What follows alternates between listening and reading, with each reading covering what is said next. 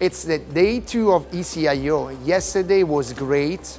In the room, looking to how many people come to Vienna in order to be in contact each other. And I'm sure that also today we will have amazing session and fruitful in order to share each other our knowledge. I will present that about biomarkers and how they can help us to choose the right local treatment for the right patients. And the idea is to see how also we integrate all this knowledge that we learn from the ongoing clinical trials to the future clinical trials with interventional oncology.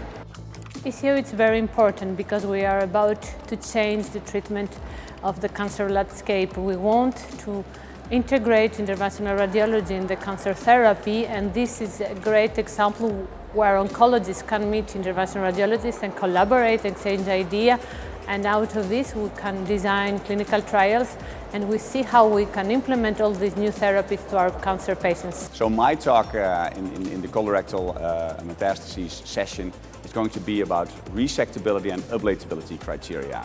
We, together with 25 surgeons and 25 interventional radiologists, and also multiple medical oncologists and radiation oncologists, we've developed these resectability criteria. When should we resect colorectal liver metastases, and ablatability criteria. If resection is not an option, or if resection is just fairly difficult, when should we ablate these patients? So I'm going to show the results of a consensus study, when to resect and when to ablate.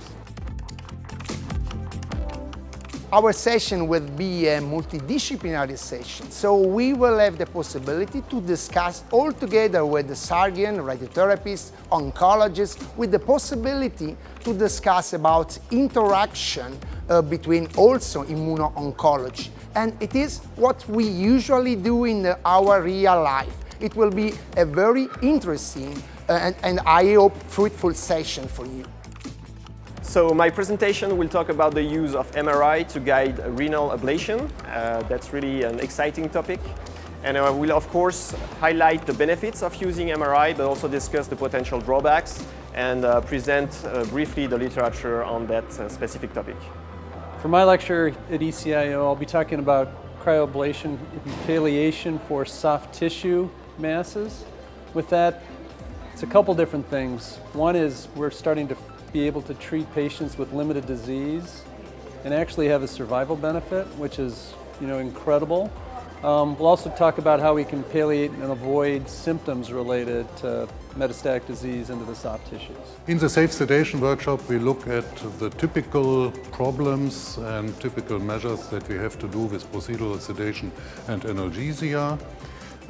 We are looking at various drugs. We are looking at complications like respiratory complications. We are looking at the maneuvers that have to be done if these complications occur in order that the patient is safely maintained and can safely maintain his oxygenation.